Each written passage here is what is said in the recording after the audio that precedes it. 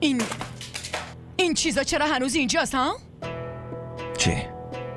تو خیلی هم خوب میدونی من چی میگم حمزه. این وسایل چرا هنوز از اینجا نرفتن؟ این چیزا من حتی نمیدونم خودم چرا الان اینجا.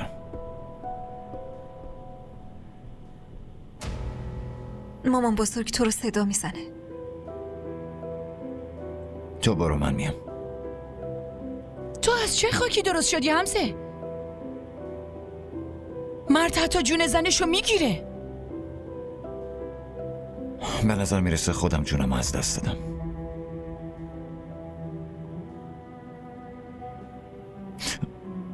راستش من یه جای خونده بودم مرد اگه قدرتشو از دست بده براش مرگ. پس به این معناست که من مردم مامان. به من از این حرفای کتابی نزن. تو با همچین زنی چطور میتونی زیر یه سقف زندگی بکنی؟